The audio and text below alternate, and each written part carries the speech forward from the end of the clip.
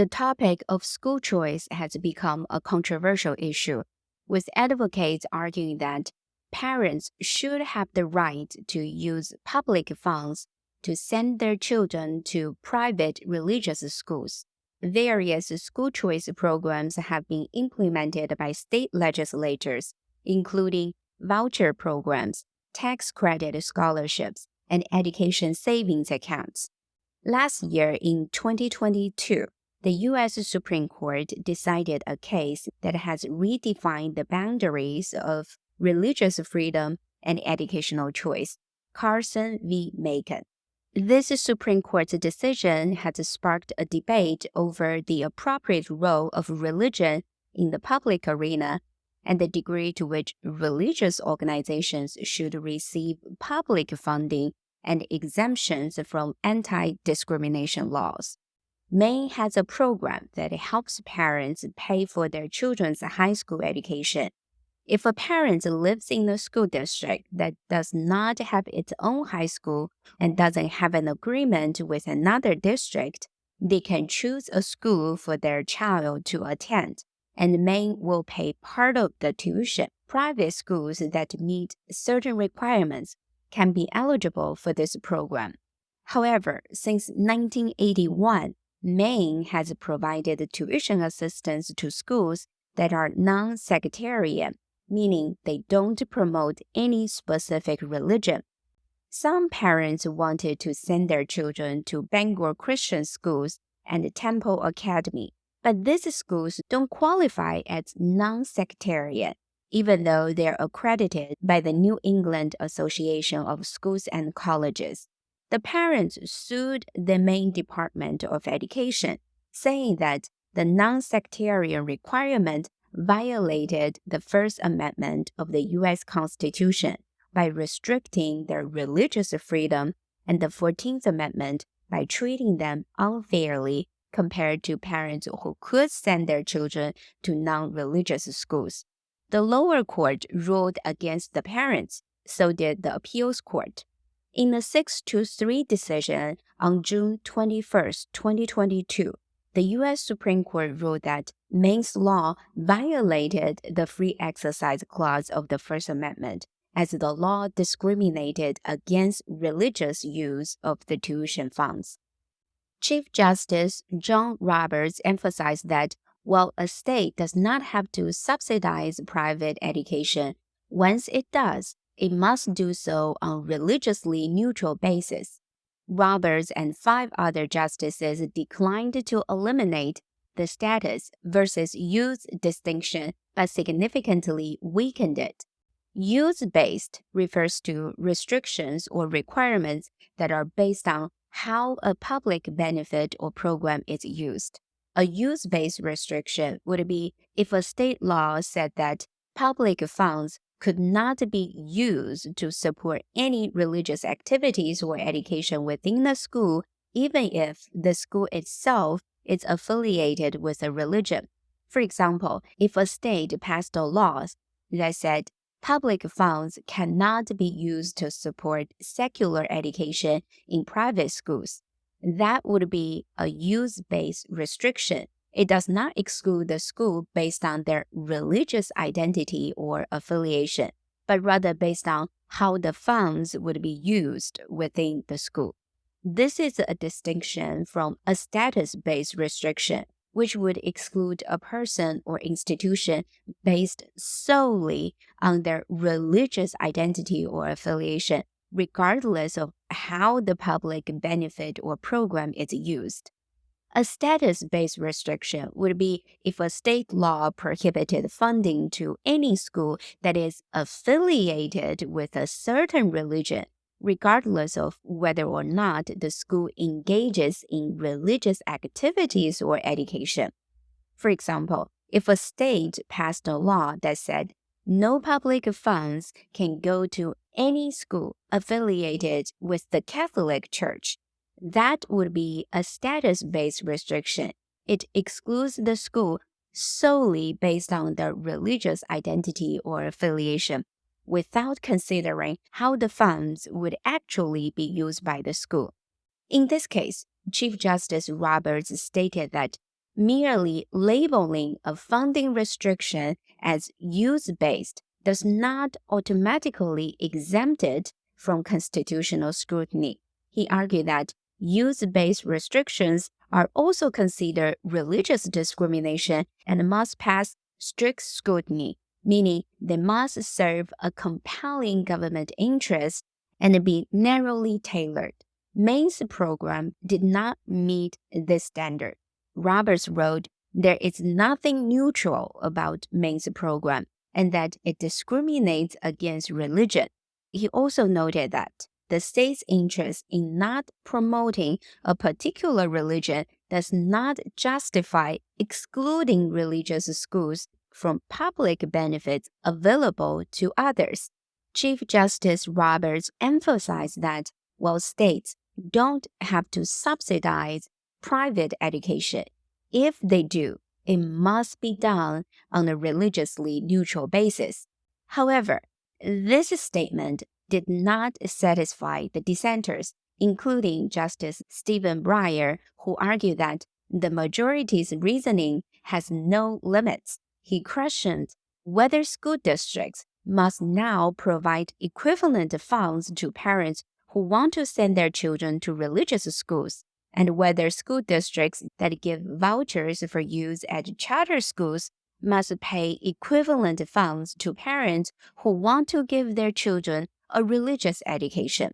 Justice Breyer further argued that legislators also recognize that these private schools make religiously based enrollment and hiring decisions.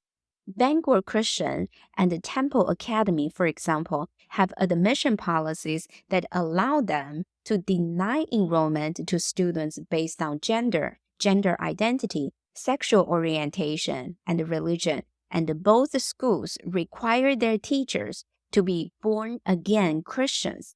Maine legislators did not want Maine taxpayers to finance these practices, which are not universally accepted by all citizens of the state. They were concerned that using public funds for such practices could cause discomfort or dissatisfaction among a significant number of Maine citizens. Moreover, Bangor Christian asserted that it will only consider accepting public funds if it did not have to make any changes in how it operates. Temple Academy similarly stated that it would only accept state money if it had in writing that the school would not have to alter its admission standards, hiring standards, or curriculum. The rule that schools receive public funding in Maine cannot be sectarian, meaning they cannot have a specific religious affiliation or orientation, helps prevent social conflict between the state and the private religious schools over curriculum and operations. By striking down this rule, the Supreme Court ruling in Carson v. Macon now create the potential for conflict and tension that both the state and the Constitution sought to prevent. Justice Sonia Sotomayor also dissented. She argued that the Establishment Clause dictates that public education must remain secular and neutral with respect to religion.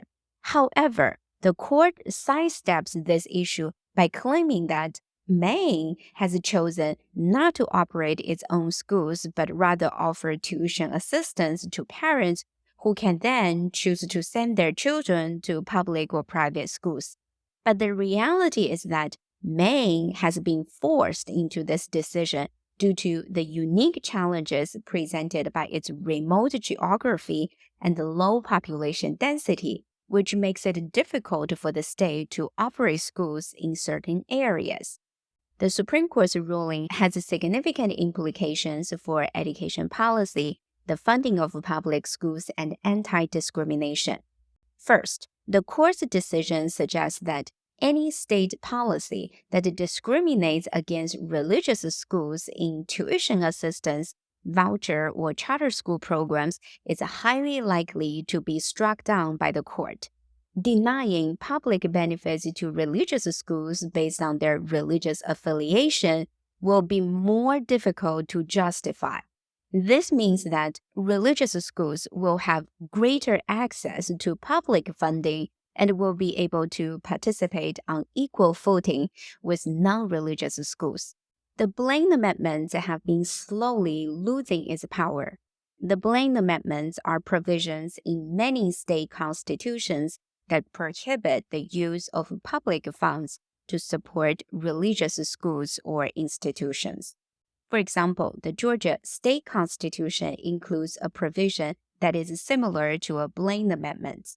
Article 1, Section 2, Paragraph 7 of the Georgia Constitution states that no money shall ever be taken from the public treasury, directly or indirectly, in aid of any church, sect, cult, or religious denomination, or of any sectarian institution. This provision prohibits the use of public funds to support religious institutions, including religious schools. It's similar to the provisions in other state constitutions that are known as Blaine Amendments. The Blaine Amendments are named after James G. Blaine, a Republican congressman from Maine who proposed a similar amendment to the U.S. Constitution in 1875. Although the federal amendment failed to pass, many states adopted similar amendments to their own constitution in the late 19th and early 20th centuries. The amendments were often motivated by anti-Catholic sentiment, as Catholic schools were seen as a threat to the predominantly Protestant public school system. Over time, the Blaine Amendments have been challenged in courts, with some arguing that they violate the Free Exercise Clause of the First Amendment by discriminating against religious institutions. Recent Supreme Court rulings have weakened the power of the Blaine Amendments. In the 2017 Trinity Lutheran Church of Columbia v. Coma, the Supreme Court, in a 7-2 decision, ruled that Missouri rejection of a religious school's grant application was unconstitutional because it discriminated based solely on the religious status of the school. In 2020 Espinoza v. Montana Department of Revenue, the Supreme Court, in a 5-4 decision, ruled that excluding religious schools from a tax credit scholarship program also amounted to unconstitutional discrimination based on religious status. These rulings made it clear that discrimination based on religious use of state funds could not be allowed. The Supreme Court's 2022 decision in Carson v. Macon did not completely end the Blaine Amendments. While the court said that the amendments almost always violate the Free Exercise Clause of the First Amendment, they left open the possibility that they could survive in limited circumstances. In other words, the Blaine Amendments are slowly dying, but they're not quite dead yet. Second, one of the key concerns with the Supreme Court's decision regarding religious schools is the potential for religiously motivated discrimination. The plaintiff schools in this case had admission policies that allowed them to deny enrollment to students based on gender, gender identity, sexual orientation, and religion. The schools also required their teachers to be born-again Christians.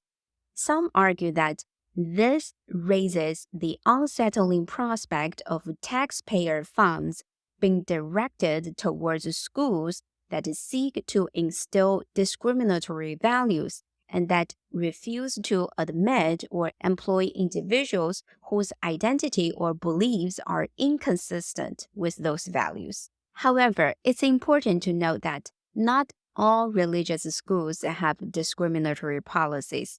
Supporters of religious exemptions to anti-discrimination laws believe that they are necessary to protect religious freedom and prevent the government from infringing on religious beliefs. They argue that individuals and organizations should be able to act in accordance with their religious beliefs without fear of government interference or punishment. On the other hand, critics of religious exemptions to anti-discrimination laws argue that they can lead to discrimination and harm against marginalized communities. They believe that religious entities should not be allowed to use their beliefs as a justification for discrimination, and that anti-discrimination laws should apply to all organizations, regardless of their religious affiliation. Supporters of the Supreme Court's decision believe that states should not discriminate against religious schools. For example, some religious schools may believe that homosexuality is a sin and that they cannot hire or enroll individuals who identify as LGBTQ+. If an anti-discrimination law requires them to do so, they may argue that it infringes on their religious liberty and their ability to exercise their faith freely. In the Carson v. Macon case, supporters argue that the decision promotes religious freedom and equality, but dissenters worry that they could lead to taxpayer-funded discrimination and the erosion of the separation of church and state. It's possible that this decision will lead to more cases in the future. The Supreme Court majority's reasoning in Carson v. Macon could be used to challenge other funding restrictions that discriminate against religious organizations. Moreover, the dissenting opinions raise important questions about the implications of this decision for public education and the separation of church and state. As a result, it's likely that the issues raised in Carson v. Macon will continue to be debated and litigated in the years to come.